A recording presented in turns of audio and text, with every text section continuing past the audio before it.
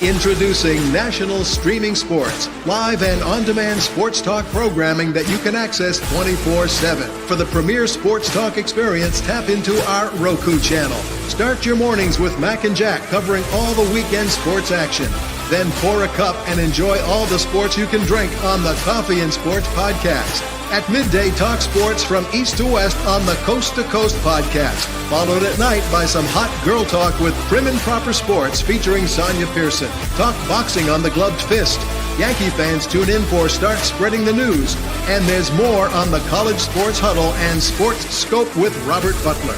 There are 20 podcasts in all and 70 weekly shows giving us a 3.4-star viewer rating. To find us on Roku TV, search for National Streaming Sports on the Roku search bar. Click on the logo and you're in. National Streaming Sports, live and on-demand sports talk for America.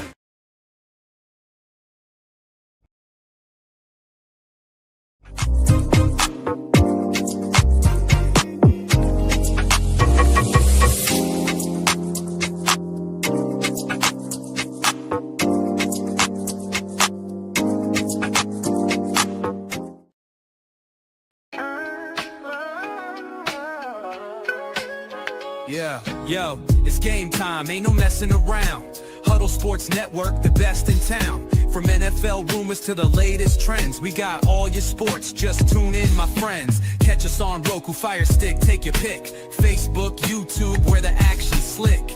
Daily shows that drop like a bomb. From 10 to 11, it's Ken and Ken, stay calm. Huddle up, catch the vibe, feel the rush. Get your news, get your fills in the clutch. Over 27 podcasts, we breaking it down. Join the team, Huddle Sports, wear the crown. Live every weekday, it's how we roll. Lions Talk with Jeremy B, we taking a stroll. From 11 to 12, don't miss a beat. We break down the game, make the info sweet. The Daily Huddle Podcast, noon to 1. CST Zone, we're just having fun. Toss your doubts, we bring the facts. Tune into the Huddle. And we're back. Good evening, everyone. Happy NBA Draft Day. Happy to everybody. Good evening from National Streaming Sports, the professional show. Got Keith Engel, Mike Tipton, Bo Crouch, and of course, Bistrilla. And I am your host extraordinaire, joined by these gentlemen, Sonia Pearson. I hope everybody's had a great day. You guys excited about the draft? Well, the Knicks pick like on Saturday or something. So the Spurs have 2 first-round draft picks. I'm super excited about that. Yeah, nice. Yeah, I don't have a first, second, or third rounder. Like, I don't know. Right. Yeah, the Pistons don't have a first rounder either. So yeah, I'm not ever excited about the NBA draft. I mean, it's we know. Well, how about this? Keith, is your team going to have a coach before the draft is over? No, they will not have a coach before the draft is over. A coachless draft. That's got to be a first. Is that a first, guys? A coachless draft? I'm sure it's not. The way it's looking for the New York Knicks, they might not have a coach when the season starts. That's a great point. Yes. Holy crap. Keith, you'll be retiring. You could go ahead and throw your hat in the ring for a I coach. have an interview scheduled next week with the Knicks, yes. I tell you what, though, if you're a Brooklyn Net fan, you got 4 picks in the top. Is it 4 or 5? Listen, 5. The Brooklyn Nets have 5 picks in the first round. They are on fire. Like they can trade away or pick everything. Like they have hit the jackpot, except for, of course, Dallas getting the number 1 pick with Cooper Flag. I almost said Cooper Cup. Cooper Flag, my Duke native. Kudos to him. Super excited. I'm excited. I actually thought about wearing a Hawks shirt today, but I'm gonna be honest. They are getting Porzingis, guys. So before we start talking trade talk, let's talk about draft talk. Let's talk about some of these trades that have gone down since the last time we met. Of course, the blockbuster trade by Kevin Durant, who was in the middle of a Fanatics interview when fans actually advised him that he had been traded to the Houston Rockets. Of course, Coach Udoka getting his extension of a contract there. How big of a difference will KD bring to the Houston Rockets squad? What he's got left. He's still got left. What's up, Monkey? I don't think he's going to make a difference at all. Like I liked kind of what Houston was doing, right? Like they were young, they had draft capital. I get it, it's 5 second round picks. That's still draft capital that you can use. it looked like they were going the right way. You trading it all in now for a 9,000-year-old Kevin Durant, Hello, who Daniel. is always upset and always has some sort of drama going. Like, sure, you got yourself a scorer, but at what cost? Like, I like Dylan Brooks. I liked Jalen Green. They lose the 10th overall pick in this year's draft. They lose 5 draft picks in the future for Kevin Durant. Like, I feel like you could have gone after Giannis Antetokounmpo for something like that. You know, Rob, we are talking about a former that. Sonic in KD, so there's that. Yeah, I mean, the biggest thing with KD, though, is as long as he doesn't have to be the guy, it'll be fine, right? Like, anytime he can just go out there and play basketball, sure. If they expect him to be their leader, man, they're doomed to fail. But he has to be their leader, right? Like, I he's their number one option offensively. Like, that's all they've got now on offense is Kevin Durant.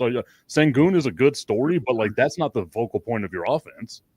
Yeah, but that's my point. Is if KD is your guy, then you're not going anywhere. If he can just go out there and play basketball like he did with Golden State, then it's fine, right? Like, he can do that. Like, dude can ball out. He's just a little bit sensitive and can't be that leader, right? Wow. I mean, Hello, he's that guy that has multiple burner phones to like go at fans that Hello, nobody Rob. knows. So, I mean, like, that just doesn't scream leader to me, right? So, yeah, I mean, if he can get in there and then get somebody else that can lead the team, then sure, he could be an asset. If he is expected to be their guy, man, sorry about your luck. I think Van Fleet leads that team myself. I don't think Kevin Durant's got to go in there and be a leader. He's just got to go in and do what he does, but he doesn't do enough things, I think, to help, as Tip said, to help this team put him over the top. This is already the second best team in the West to the champions, and they had a pretty good season last year. He can still shoot the basketball, but he doesn't play defense. He doesn't give you, and he does bring the drama if he doesn't get what he wants. He does it quietly, too. He's very passive-aggressive in his drama, too. That's the other thing. You know, he's not in your face with the drama like some other players. And when he was with the Nets, I think I was always blaming Kyrie. I don't know if Kevin Durant wasn't as big a problem there as Kyrie, for crying out loud. So Kyrie, another person that we're going to be talking about here as well, signing his extension, remaining with the Mavericks. Are we going to see a better version of Kyrie now that they're getting Cooper Flag with them? Or is this, because you just never know what you're going to get with Kyrie, honestly. It could be an injury. It could be a lack of mental motivation. You just don't know what you're going to get with Kyrie. Well, I disagree. I think you know exactly what you get with Kyrie is a lack of motivation, injuries, load management. Like, he's going to be great for you for 12 games. 12. And you don't get to pick which 12. Oh, so a random 12, even better. I don't know if I necessarily agree with that. Like, the time that he's been in Dallas, he's been perfect, right? Like, he's been the type of guy that you want. Now, granted, in Cleveland, he wasn't. In Boston, he wasn't. In Brooklyn, he wasn't. But maybe he's matured just a little bit, right? Like, maybe he's done that because you haven't heard any of this drama that you thought he would have had in Dallas. And that Dallas media, we all know, is all over the place. Like, they will come after you in all kinds of waves. So the fact that we haven't heard anything about Kyrie then, like, I kind of like the lineup, right? Like, the Mavericks re-signing Daniel Gafford, getting him to a long-term deal, being able to have Anthony Davis play the 4 position instead of the 5, going out and getting Cooper Flag, which I think is going to be enormous. And then whenever Kyrie comes back healthy, then you've got some makings there of a team. Like, let's not forget, they made it to the play-in tournament. They were just there. And this is a team that didn't have Kyrie Irving for the second half of the season. I think the Mavericks will be all right. Do you think that the lack of stories around Kyrie was actually Kyrie being a model citizen, or the fact that the rest of the organization was a dumpster fire? Right. I think that it also surrounds the fact that it's Dallas and Jerry Jones is the crazy person there that makes Kyrie Irving look like he's sane. I mean, there is that element. I have to agree with Tip a little bit, and I don't think it's just because Dallas was a dumpster. And I've been hard on Kyrie through his whole career. I mean, a guy who needs a week off after January 6th because he can't go play, he's just too distraught. The rest of us went to work. Sorry. He's afraid he's going to drive off the end of the earth if he drives too far. I've offered to drive him as far as he wants. I'll pay for the gas. We're not going to drive off the end of the earth. I promise you. Yeah, definitely. Let's not come out with another form of a vaccination, God forbid. But here's the thing. Last year, when they went to a championship, he was, I don't know if he was a model citizen. I don't know if I'll go that far, but there wasn't drama surrounding him, and they weren't a dumpster fire then. So, maybe he has changed a bit. I don't know. And I've been very hard on him. I got to see maybe a little more now that the main cog is gone, and, that maybe he won't be in. There's going to be more of a spotlight on him, or will there? With Flag coming in, you got Davis and whatever goes on around him. So maybe Kyrie still kind of sits back and plays good basketball and stays out of the spotlight in other ways, hopefully. I'm going to tell you guys something real quick. Shout out to all the viewers right now, because every time I'm just going to attribute this to Keith and Bo. Every time they come on here, there is a plethora of comments that I literally cannot keep up with. We almost need a person behind the scenes just to run comments, because this show is by far the most engaged one that I actually am on. I mean, we get some, B. Strill and myself have been getting a lot on the No BS show. Check us out tomorrow at 8 p.m. Eastern Standard Time. That's our new show. It's our 4th series, and we've been getting a lot of great reviews from that. But this show right here is hands down. So shout out to the commenters. We're trying to get your comments up here as quickly as possible. Some of them are if you want. I think I was going to say, I think Beastrilla could do it if he just shut up sometimes. Yeah, he's so quiet, right? He's so quiet. I mean, they're starting to have conversations with themselves now because I can't get to them enough. Let's talk about that real quick. So, of course, Kyrie Irving is working out the last of his contract. Well, he has signed his contract. But one team that we're not going to talk too much about, but I was actually shocked about this. New Orleans did their front office revamping, what have you. But the new folks is coming in there still standing by none other than Zion Williamson. And so, once again, even though he missed a significant amount of time last season with now another injury, they said that, at first, Pelicans fans were like, this is our chance. Zion's probably going to be the first order of business. And that is not what we're seeing. In fact, they said they are dedicated to building around him. What are you guys' thoughts on yet another Zion chance? I don't even know how. How do you build around a guy who's never plays? I mean, right? It's just a bad strategy. And if you're going to start, if you're starting everything over, then you should start over by getting rid of him. And again, you're not going to get fair market value probably because. Or maybe you are, because he doesn't play. He's hurt all the time. He's got other stuff following him around now as well. Can we just pair him with AD? Can we do that? That sounds fun. That would be interesting. So I don't know. I don't know what they're thinking about building around. You don't build around a guy like that. Do we know that they don't mean that they're literally building around him? Like they have to expand, as Zion Williamson gets heavier and heavier and bigger and bigger. I think it's just lip service, right? Like it's got to be lip service. Like you just say that stuff, ingratiating yourself to the fan base. Look, we're not going to give up right now. We're going to try to build around this guy, but they're eventually going to get rid of him. Oh, you guys, I have got to let B. Strilla handle the comments because I accidentally was trying to say hello to Chris and I put hello Christ. That baptism is taking effect on you, lady. Yes, I was like, hello Christ.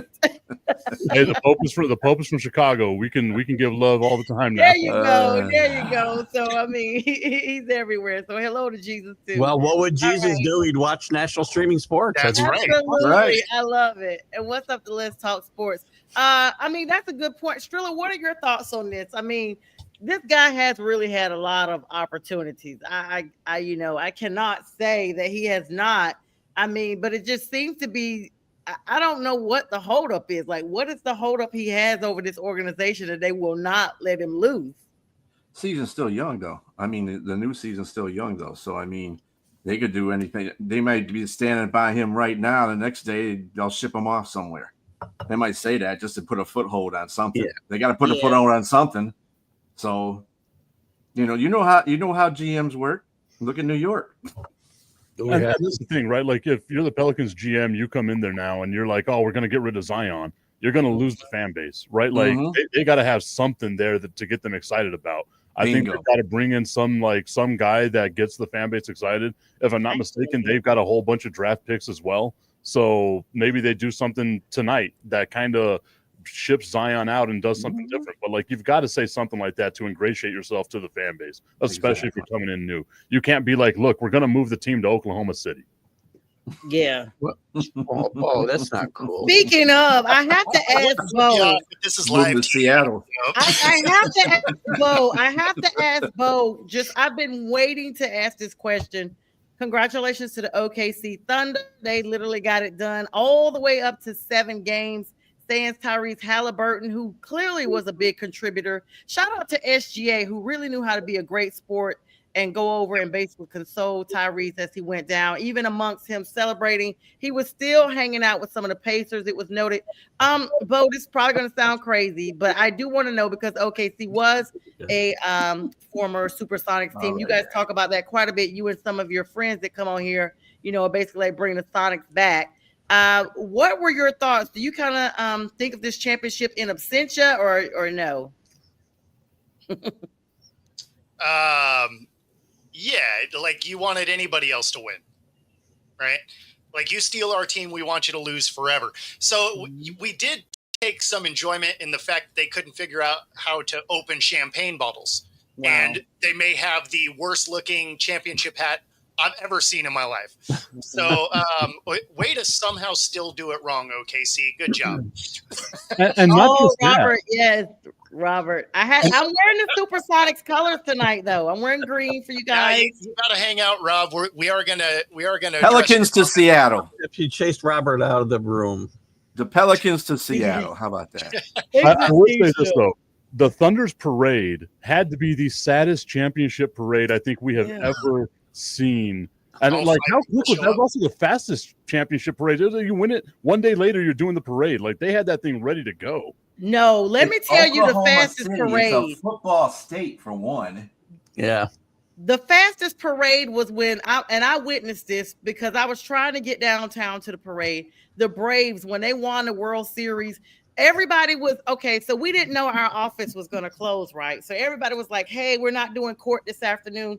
You can, like, they told us at 12 o'clock, you guys can go see the parade that was starting at 2 o'clock. So now you got to try to get on the train because you're not trying to drive and all that. I tell you what, I got off on the wrong stop. And by the time I got back, it looked like that parade was on fast forward. Like somebody had pressed the fast forward button. I was like, where's the parade? They were like, you just missed the tail end. So then you have to get back on the train and try to catch the other end and hope that the train catches up to where the parade was. It was absolutely crazy. So all of the videos I got from the parade, I got them because, and I didn't ever tell anybody this. This is the first time I've admitted. Everybody thinks I actually was there. I found fellow people with iPhones that beamed me their pictures and photos on the train so that it could look like I at least saw part of it. So there you have it. Moment of truth. Sports journalism at its best. All those pictures I Just make posted. it up. Yes, all those. And the thing is, there were friends of mine there that were like, hey, we're at such and such stop. But by the time I got the message, because I was on the train, it was poor reception. I had already missed the stop that the message came through. And I was like, oh my goodness. Then you got to go past the stop, come back, wait for the train going back. And so all those pictures everybody saw where it looked like I was, right there in the center of it. And people, I got so many likes and loves. I wasn't even there, y'all. So What's like you ran the Boston Marathon or the New York yes, Marathon. Marta. Rosie Rez, wasn't it? Yeah, MARTA stands for Moving Atlanta's Rapidly Through Atlanta. So there you go. All right. Yeah, and they rapidly moved us through there. So that was the quickest championship game. So I got you. What's up, Cricket Commission? Everybody coming in here tonight. What's up, y'all? All right, so let me ask. I don't think I take my championship parade past like the worst domestic terrorist event in the history. That's a little depressing. Why would you do that? I just don't know how to tie those things together. I don't get it. I'm gonna. I'm gonna leave you on the island right there, all by yourself. Sorry, Atlanta. I don't know why you do that. Sorry, Atlanta.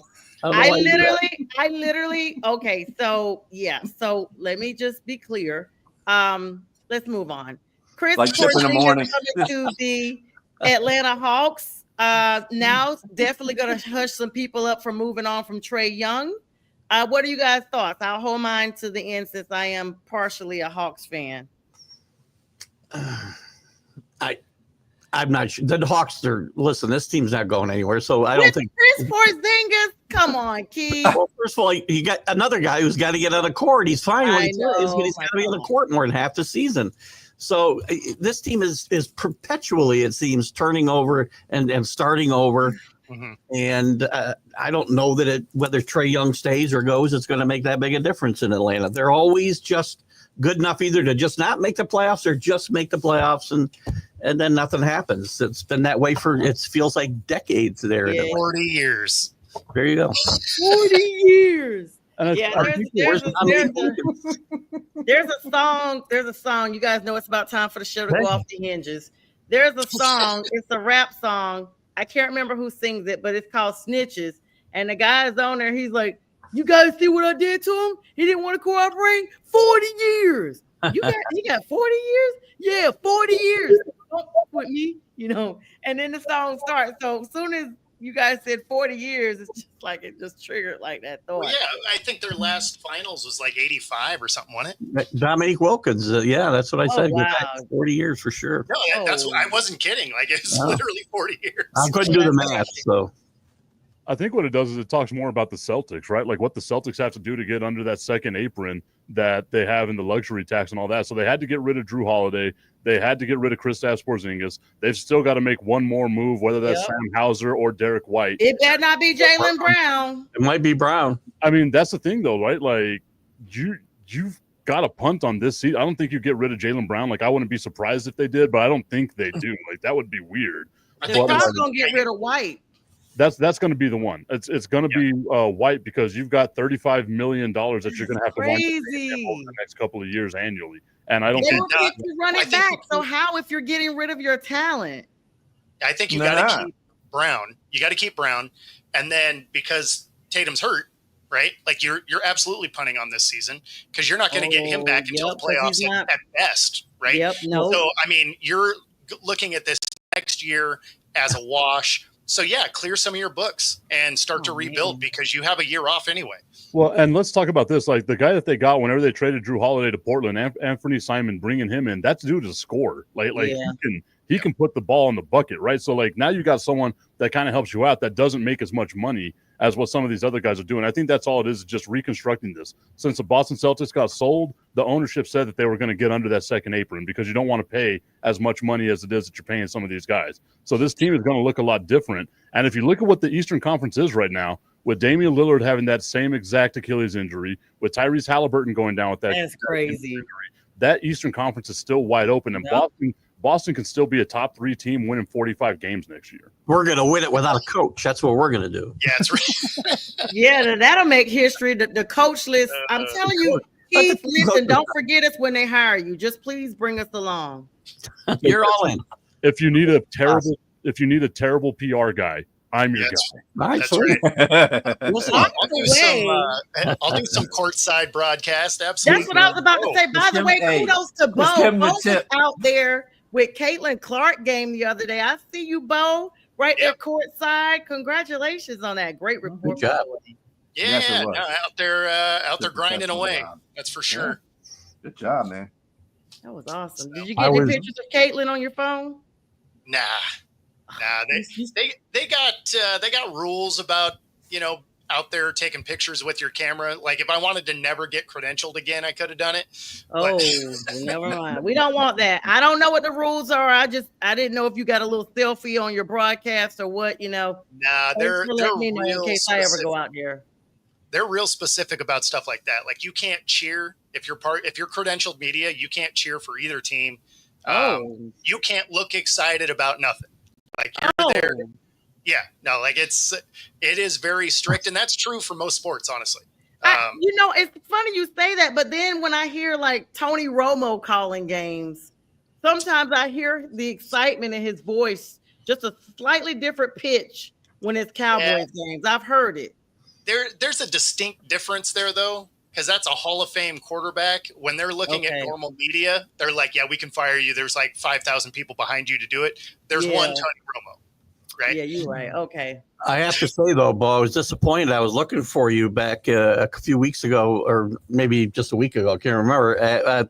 In Albany with the Washington Albany. I know. Game. That was a rough game. What was it, 98-10 or something? Yeah, like they got absolutely crushed. So I wasn't entirely sad I didn't fly all the way to New York for that. But I just don't have the sponsorship in place to fly me around. I was disappointed. But I wanted to come out because I've actually never been to New York, so I wanted to come out. Oh, what? It's exciting.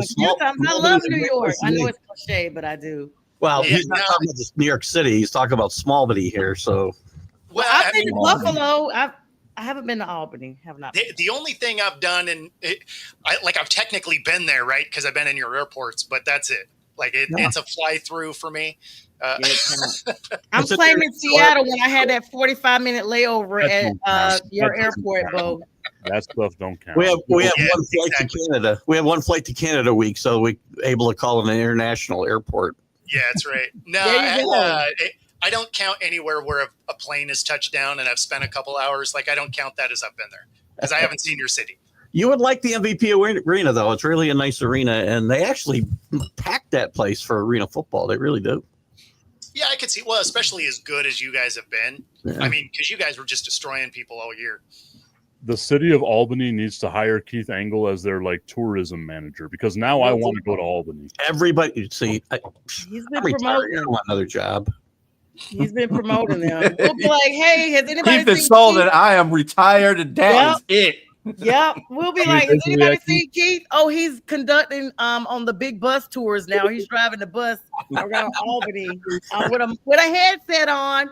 Okay, guys, right there on your left, you see coming up here is the nature things for Albany. My wife said maybe you'll want to drive a school bus like my dad did when he retired. I'm like, the last thing I'm going to do when I retire is drive a school bus or be a Walmart greeter. I mean, not with this day and age.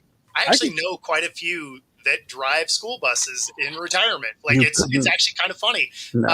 And Rob, you could say the same thing about Seattle. It was cooler in the 80s and 90s than it is now. I think everything was cooler in the 80s and 90s than it is now. That's just everything. Yeah, that's true. I don't know if I would even feel safe driving kids around this day and age. Kids are just off the chain. Of course, guys, since we're talking. I picture Keith being the best Walmart greeter of all time, though. Yeah, that. But you were trying to make Keith be like 80. He's not 80. Yeah, that's there you exactly go. what I was thinking too.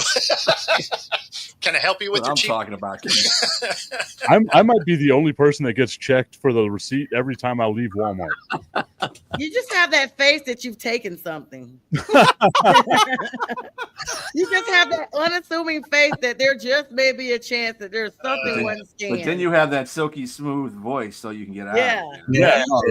The second I start talking, they're like, "Sir, you can leave now, please." Yeah, I think they're stopping you for your voice every time. They're like, "There he is, stop him." I think my favorite thing is whenever I meet people for the first time and they hear me talk for the first time, and then I get this look like, "Where the hell did that come from?" Oh yeah, that's one of my favorite things. Yep. So, of course, guys, the NBA draft, like we've been talking all night. Let's talk about these rankings of these potential draftees. Well, real draftees. We know Cooper Flagg, of course, projected to go number 1 to the Dallas Mavs. We've got some other talent because his name is taken over. Let's talk about Dylan Harper, son of Ron Harper. Do not sleep on him. Projected to go number 2. I mean, the San Antonio Spurs tip, that's right up your alley, are widely projected to be taking him at that number 2 position. Your thoughts? So that's 2 Texas teams going in top 2. I am so glad that the San Antonio Spurs didn't trade away this pick because there was all that talk out there that they might trade it for Giannis, they might trade it for KD. I'm so I didn't want Kevin Durant to be on the San Antonio Spurs. I've been on record saying that a bunch of times over and over. I like Dylan Harper. Heard you say it on your show too.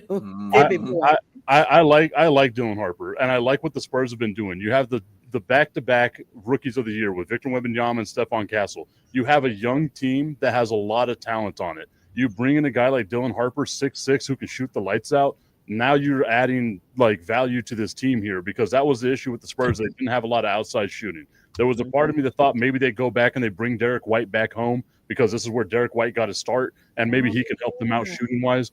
But the San Antonio Spurs have so much assets right now in terms of draft picks that it's really exciting as a Spurs fan to see the franchise getting back to where we expect them to be, right? Like, we're talking about a team and a franchise that seemingly does it right all the time. They had 20 straight years of making the playoffs. And even in this window, since 2018, they haven't made the playoffs. Even in this little window of them not making the playoffs, it feels like they're a competitive team. They have great stories there. You know, Wembanyama is going to come back with just a great mindset. Like, you heard him going to China and learning the Buddhist ways of the monk and like all that stuff. Like, he's a weird dude, but I love it. And it's just awesome to see what's happening here with the San Antonio Spurs. And they have the 14th overall pick as well. So like, they can get like additional depth here, lottery pick depth here in the first round of the draft. I'm super excited with this. You know, this kid is a player, and I want to know how Rutgers can finish like under 500 in the league and overall with the probably two of the top three players in this draft. Ace Bailey's probably going to go third or fourth. Probably I was going to talk about him in a minute. How does Rutgers go? You know, 2 games under 500 with two of the top players in the draft. It's amazing to me. But both great players and game changers. I think both of them. I love both their games, and they can play multiple positions on the floor, which is the NBA game today, right? There's no real positions. You want guys that can play all over the court, and both these guys can do that. And when you look at that Spurs lineup, like what they're going to have, right? Like, you're going to have Victor Wembanyama at the 5. You can move him around anywhere that he needs to be, because even though he's 7'12", like, he's the biggest dude that's ever played basketball, apparently. Even though he's that big, he's super versatile. He's agile. Like, he's my biggest fear with him was that he was going to get hurt. And it just seems like the foot issues is what I feared, right? The blood clots, we can get rid of the blood clots. We can have a career after that. It seems like he's okay as long as like foot stuff goes, because he keeps himself in basketball shape all year round. The Spurs lineup with De'Aaron Fox being there now as well, like it's just an exciting team to watch. Like, I don't think they're going to win a championship by any means, but I feel like they'll make the playoffs, and they're going to be fun to watch in the playoffs. Well, anybody else got an opinion on him before we move on to Ace Bailey? Because I have a question to put out there for you guys. What's up, Miss Linda? I have a question to put out there for you all regarding him. If we don't have any follow-up about Dylan, anybody else want to talk about Dylan Harper? I'm good. All right. So Go kudos to you. We've already basically named him to your Spurs out there tip.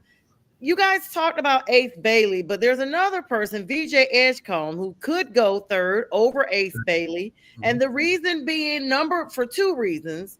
I'll save the second part, because that's the part that's going to be the juicy part. Of course, VJ Edgecombe out of Baylor, elite athlete, explosive burst, and defensive potential. Let's look at how he's just risen up the draft boards. He didn't even start out as high as he is, but he is dominant. His physicality, I mean, a tower of a player. Let's talk about VJ Edgecombe, and then we'll go back to Ace Bailey. And I'm going to ask you, are the two interchangeable? I saw you Strilla nodding on this one. What are your thoughts on Edgecombe? A lot of consensus is saying he'll go number 3.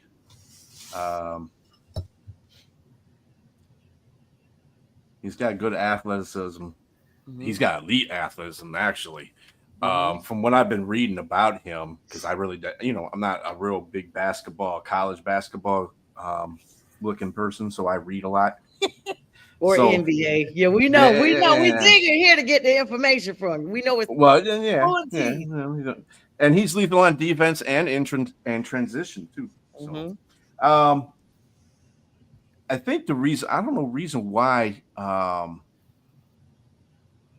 I don't know why Bailey is. I'm going to tell you in a minute. Let's stick to Edgecombe here for a second. Edgecombe is a dominant player in his position, and I think a lot of heads are turning toward him. And I think that's the reason why he's getting put at number 3 for the 76ers. What they say. But, yes. He's a pretty good player. Yeah. I think the comp that you have here with Edgecombe is that he's going to be like Russell Westbrook, right? Mm-hmm. Like that's kind of what he's got: explosive athleticism, a big body for a guard at 6'4" is like a point guard. That's pretty big for your point guard. Like I could see him being a game changer as far as like athleticism goes. Like we see it once in a while. There's always that one guy, like Russell Westbrook was that dude that's got just amazing athleticism that's going to last him his whole career. And it looks like Edgecombe's going to be that guy as well. Bo, you have a thought on Edgecombe? No, I mean it's an elite talent, but it's Philly, so I mean they're gonna mess that up. That's your neck of the woods, Keith. What are your thoughts? I think that I think he and Bailey are very close, and I think it's possible Edgecombe goes before him. He's a better ball handler. They both can shoot the ball. He's better off the dribble, and I think Bailey can shoot the ball from anywhere on the court, maybe better than Edgecombe can. But off the dribble, I think Edgecombe is better, and he's a better ball handler. I think they're both good defensive players. And maybe it's the ball handling that makes the difference here. So I think you don't go wrong. I don't think you go wrong with either player. Actually, I'm going to go ahead and serve the tea that I've been brewing over here for you guys. So the difference, other than the play type for Ace Bailey and VJ Edgecombe, is we have another Shedeur-like situation in Ace Bailey. Yeah. Ace Bailey has canceled 2 workout sessions that he had, like unprofessionally canceled them, not like with reason or anything. He's been negative in one of the interviews he has. And Tip, I see you nodding your head, so you know about this. So that may be the difference in where Ace actually, and he wants to be number 1. He's living up to the name Ace. He wants to be the man. Like his name is Ace for a reason, and he wants to be the only one. And you cannot have that type of attitude coming in as a rookie into this league. He's 18 years old, though. I mean, he's a kid. These are all kids. We're talking about 18 and 19-year-old kids. At least in the NFL, some of them are 26, or at least they're 21, 22. That's a big difference.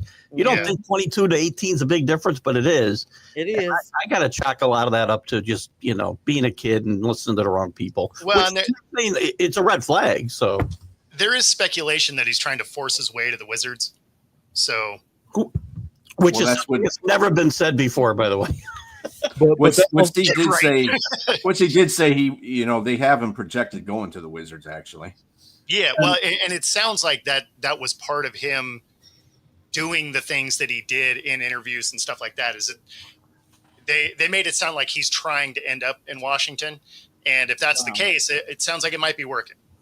Wow. Well, so the thing is like he's the only player in NBA draft history that has never worked out for any team in the NBA draft. Like that's the thing with him, right? And that's a huge sign of like immaturity. Whether or not you want to go to Washington, like if I'm the Philadelphia 76ers, I draft him out of spite and I make Washington trade me all their draft picks. Right? Like that's what I would do because I'm a jerk. I got no problem saying it. I know we're on Roku, so I can't say that I'm an asshole, but I'm an asshole. Sorry, Roku. And like for me, it's just like you can't act that way and expect to have a long career in any professional sport, right? Like the same thing with Shedeur Sanders. You can't act that way, get drafted in the 5th round, and then wind up having a 101-mile-an-hour speeding ticket because you're acting like a jerk at midnight. That's his second ticket. The first one was 101. He had one that was 115. Jesus. And he's lucky he didn't get arrested because in Georgia, in most states, over 100 miles per hour is an arrestable offense. And that's the thing, right? Like you're a 5th round draft pick. You don't bring value to this team. They can cut you at any moment. You'll be playing in the UFL in the next couple of years. You keep this stuff up. He out there coaching with his daddy. We all got pulled over as kids speeding, right? Oh, yeah. Not 100, not 115, not ever over 100. Not twice in 10 days. Can I tell a story? Yeah, because I got one too. so whenever I was 17, I had a 1973 Buick Century with the 350 engine that we had bored over to 383. I love cars. Let's talk about cars anytime. Yep. But I went 150 miles an hour down the freeway. A cop tagged me. Like I see the lights come on. I'm like, he ain't going to catch me. He can't catch me at all. I go home. I feel good. I'm asleep. And then I get a ring at the doorbell. Because guess what they did? They ran my plates and found out where the hell I live. Yeah, so they arrested me and my goofy ass at 17 years old. I'm there in front of my parents getting yelled at because my mom and dad were old school like that, getting yelled at, getting beaten while I'm about to get taken to jail. They held me there for about 2.5 hours, but it scared the hell out of me, guys. Oh, yeah. I'm impressed you could maneuver a car at such a young age at 150 that you could control a car.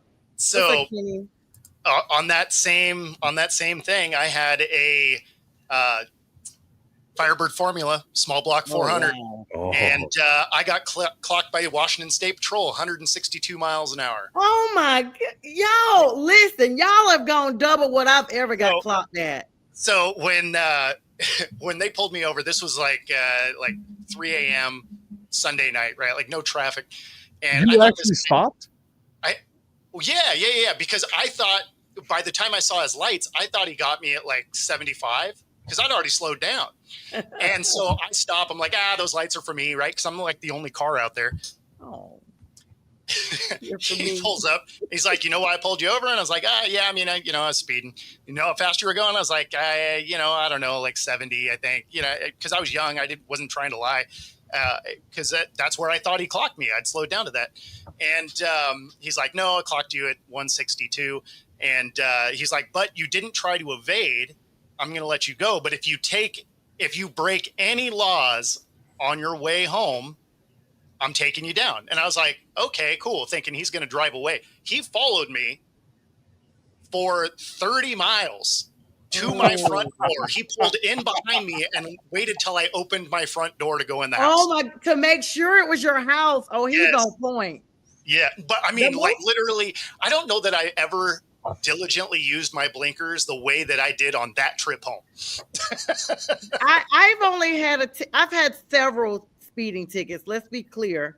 The most I've ever gotten, I unfortunately got one last year going 92 in a 70. I was on my way to a funeral, but I know people and I made some phone calls and it never made it to court. But other than that, because I was like, I'm dressed for a funeral. I'm telling you, I'm going to a funeral. The funeral is that morning, and I missed the family going in and everything because I'm pulled over by you, and and everybody else was flying past me. I'm one of these people, and everybody knows how Atlanta is. They already give you 10 miles over because they know nobody's going the exact speed limit.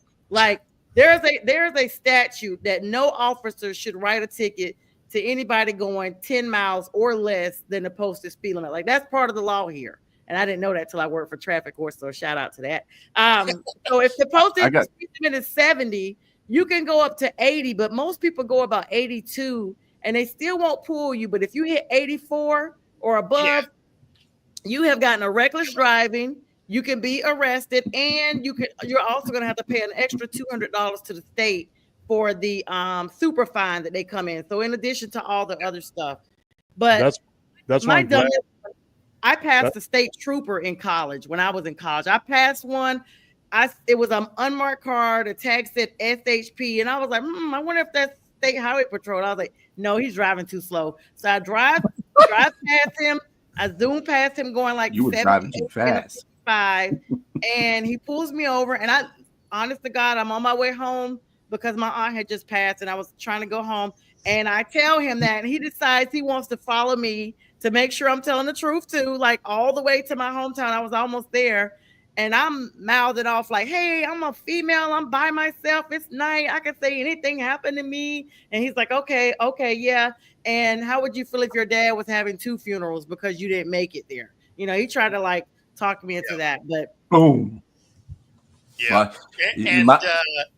Monkey, my top speed is 186. That's my top speed. oh yeah, no. Yeah. So my story is from the Navy.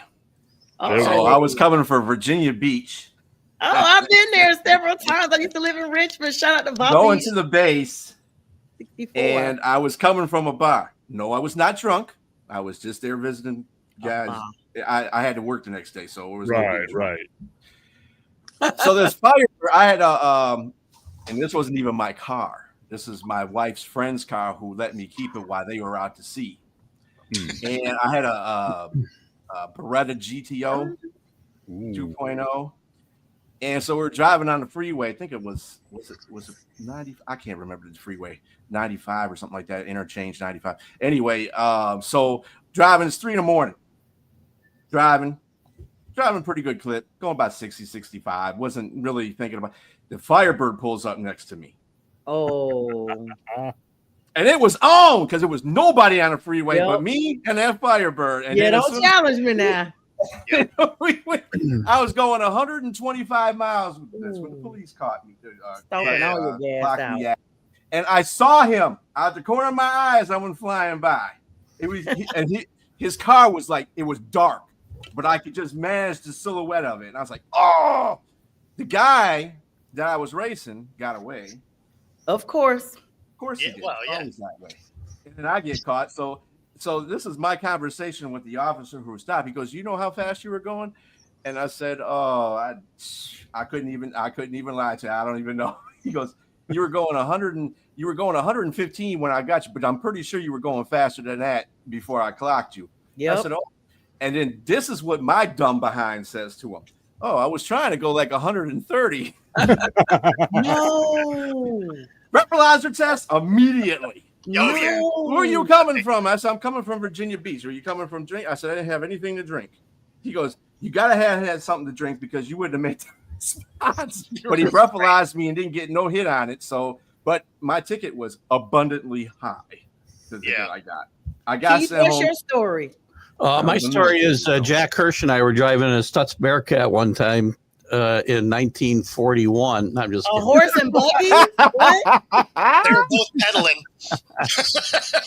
They were doing the Fred Flintstone. Whenever he started up his Model T by cranking the engine by Hey, hand. they had vehicles in 1941. Don't get it They twisted. did. It definitely up there in Detroit. Y'all know that's the home of Ford. They Yeah, did we have all them. have They these weren't fast. I'm not stories. that old. I don't have my stories are so old and they're really kind of I did drive a buddy of mine on the hood of the car about 15 miles one night home on the back roads. And I'm thinking I could have killed my best friend. And I don't know why we did this until 48 years later, whatever it is. I still don't know why we did that and why. But I remember him holding on to the hood of that car like, don't tell my. We tied a shopping cart to the back of my friend's Camaro to see how long it would take before we flipped over in it. Oh, yeah. We learned that that's 35 miles an hour. I got the scar to prove it. If I drove Okay, 125, so we got I wouldn't be here. Well, So we that's what got- we used to do. We used to like go around in the snow, right? We'd be behind the car on like a sled, and then any of the like snow banks, you try and like drift by so you could run the people up the sides, and you know there was some pretty good launching points. I live in El Paso, Texas. I ain't seen snow one day in my life the time that I've lived here in El Paso, Texas. We don't get snow. We did this on the road. This You was guys get straight up dust. You guys get dust. That dust But is yeah, their snow. so there's no, I mean, I get it. We all have done things, and trust me, I've driven over 100, just knock on wood, never been pulled for it. But I will say this: Shador 2 times within a month is excessive. I've never gotten. It was like 10 No. days, wasn't it? Yeah. Jeez. So to be fair, I got pulled over 3 times on my way home in the same town. They were looking for you. Oh man, well, you know, there's not a lot that happens in Redmond, Washington. I had to drive through it. They pulled me over on my way in the middle of town, and on my way out. I was It so sounds mad. like my hometown, Red Springs. Sounds just like Redmond. Same thing. I was They're so looking mad. for you. Oh, my I got a seatbelt ticket that way one time. I left town. The same cop gave me that same day. I came back into town. I got a ticket going out. I got a ticket coming in by the same cop for not wearing my seatbelt. Now, I got to be the stupidest human being alive, right? Jesus. I got a ticket in Virginia from the same cop twice in one day because it was my inspection hadn't passed. I went to court on it from a previous ticket, and on my way back from court to go get it because my horn had gone out. I had to get my horn replaced. He saw me at a stoplight and made a U-turn and pulled me again. And then he gave me a ticket. And that night I decided to go to Taco Bell, and I drove my car, and it was the same cop again in Virginia. He pulls me again, and he's like, I know you don't have that horn fixed, so you're getting ready to get another ticket. I'm like, in the same day, they ordered my horn. Oh my gosh. I got pulled over for one of my lights being too dim. Like it wasn't even out. It was just dim. Oh, wow. That was in And San Rob, Angelo, Texas. They had nothing to do. Rob, it wasn't 520. I was on 148. So I was actually driving through the heart of it. So Well, I know if I ever need to get somewhere quick, who to ride with, but I will be in the back seat because my nerves can't take other people driving like that. I only trust my own driving. Oh, that's Of fun. course, For me, there's no better feeling than whenever someone presses on the gas and you feel your stomach raise up like a roller coaster. Yeah. That's the best Let's go. feeling in the no, world. I'm sitting in the I back would seat. My sister I drives would like sit that. with I'm you on terrified. that, but I don't think any of us, or maybe Bo, I don't know. Bo's kind of shaky on the speeding thing, but I don't think any of us have that speeding caliber in us anymore. You know, we're not on that young. No, young I thing. still speed, but not 100 and something. Well, then maybe we should be sitting in the back of your car. Yeah, we- everybody says that. I mean, I pull out my driveway going 90. So Do we forget that I got a 2008 Mustang GT convertible? My guy, like I'm going Well, you fast. just get pulled over because you have a car. That's why they have yeah, that car. literally. Yeah, I mean, and to be fair, I used to actually have my NASCAR license. I used to drive at the track, so Oh, Okay. And That's on my that note, excuse, and I'm let's talk sticking about, by of it. course, the number 3 or 4 person could be Trey Johnson, another Texas gentleman, a skilled scorer who can create difficult shots. He's displayed a lot of offensive upscale, and then behind him is Con Knuckles, the friend and former Duke star. With him, of course, he's considered one of the best shooters in the draft class with consistent mechanics. And then we got Carmen Malak, another Duke center that's coming in. Duke is just sending all their folks here. Noah Esengwe, of course, international forward that's in the draft. And Derek Queen out of Maryland. And we're going to follow up the last part of the top draft prospects. Asa Newell out of Georgia, high motor forward with good size, who should provide immediate activity for any team that signs him. Your thoughts on any of those people, guys?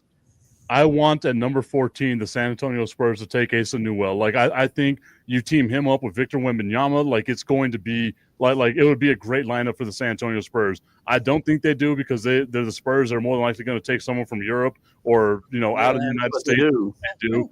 So for me, but like I would love to see like if they were to draft Dylan Harper and Asa Newell, I would be so happy. Like it would be a dream scenario for me as a Spurs fan. Yeah, they got Canupa moved up to. How did Concan like he had 3 good Charlotte games Hornets. in Yeah, the NCAA tournament, and now he's number 4 overall. Yeah, yeah. it's Duke. Did you Duke guys boys get all know? that fame. Did you guys know that the NBA owners have unanimously approved the 1.5 billion sale of the T-Wolves? Mm-hmm. The WNBA's links as well. Mhm. That's big. A lot of folks selling teams. As we get ready to wrap up here, the last few minutes, I know we've talked NBA excessively. Let me give you one sleeper. Let me give you one sleeper in the draft if you're moving off the draft. Not a lot of people talking about him. He'll probably go in the first round. While the average draft, the age here is about 18 or 19 years old. 23-year-old Niku Clifford out of Colorado State. Niku, yes. Ready to play, and there's going to be maybe a decent team's going to get him and help them right away, I think. Watch out for Niku Clifford.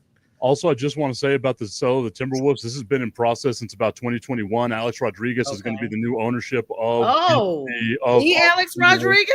Yes, Yes. Alex Rodriguez, Right. player.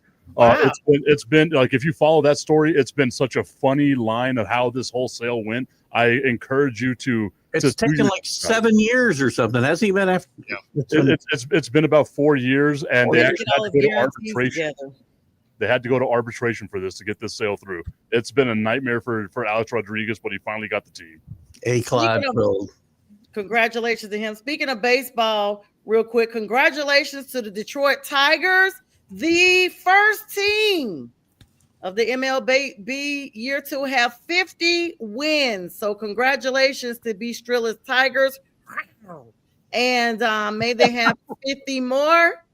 And little bit of sad news here as we switch over to the NFL. NFL CFL player Chandler Jones passes away after a car pedestrian accident.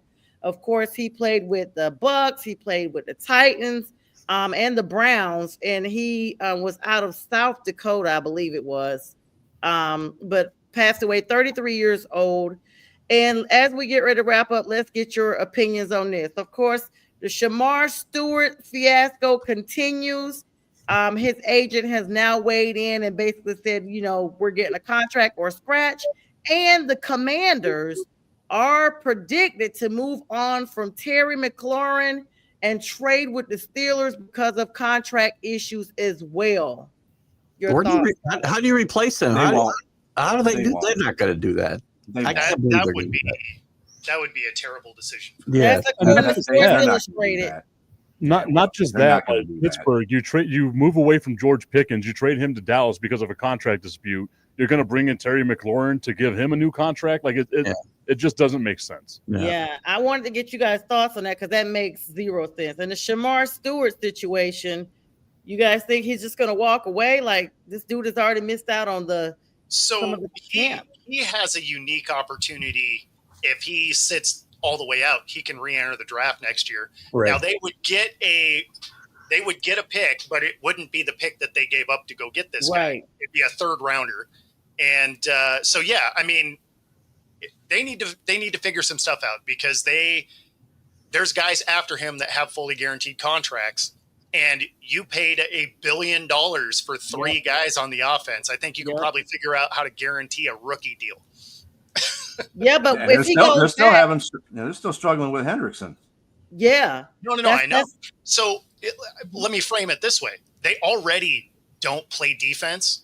You're gonna miss out on both of those guys. It's like they're gonna have to score 50 every time to win a game because nobody isn't gonna land in the end zone anytime they touch the ball. So I mean, they better figure something out because you got three guys that make more than the entire defense combined. I mean, I'm sorry, Tip. Wouldn't this look kind of bad if he has to come back out of the draft and go back? Wouldn't that kind of like drop his draft stock going back into the draft? It would look bad it looks bad on the Bengals. It wouldn't hurt him at all. He's just trying to get what everybody else is already getting. I think it would hurt him because you sit a year out. Like you can't go back to college. You can't get in shape. It's going to be the same thing that happened to Maurice Claret, right? Like we remember when Maurice Claret came out and everyone thought like, oh, okay, he gets drafted. He's going to be a beast. He winds up missing. He winds up running that 5.4 40 whenever he was in the combine. Like you saw how bad it was for him to be in shape. If you don't have the resources to stay in football shape at the peak level of the NFL, you're hurting your status, dude. Like it's not a good look for either team. Can't afford to sit out a year. Can't afford to sit out a year. Yeah. Yeah, I mean, ultimately they'll either give him the money or they'll trade him, right? Like they'll do some sort of sign and trade kind of thing. Like, okay, fine, we'll give you this, and then they'll punt him. I feel like that's what they have to do, right? Like he's already kind of proven it's me above the team. This far down, they have to. I mean, this thing has drug on for a long time. And think about the morale overall now. Like how many, like you guys said, how many other players are going to come behind him now? Like they've got to change this language because if not, you're going to be at a standstill again next year. That's why there's so many second rounders that haven't signed yet, because the first two guys in the second round got fully guaranteed deals. Wow. Did Shador get Stewart's not deal. Shador. I was going to say that was a fifth Not rounder. Shador. Travis Hunter was the one that he got that signed. guaranteed. All he the got first rounders, paid. He was the last one to congratulations. get paid. Yeah. Yep. All the Yeah. first rounders just wrapped up their contracts. So kudos to them. Yeah, no, but there are quite a few second rounders that are holding out now because of the fact that now you have second rounders getting fully guaranteed.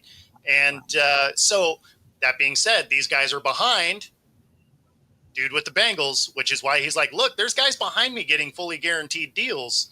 Like, what are we doing here? Yeah, but a second round contract isn't the same as a first round contract. Like we can all agree on that. But, I mean, that's the issue. of course. But at the same time, he's just like, come on, guys. Yeah. It's going to be me and one other dude on this defense. Like, I'm probably going to get hurt in the way you guys do this. Well, Give me some guaranteed wild. money. Yes, so as like I always like to say, the verdict is still out on that. B. Strilla, Keith Angle, Mike Tipping Point, Bo Crouch. Always a great show. Stay tuned. We got shows throughout the remainder of the night.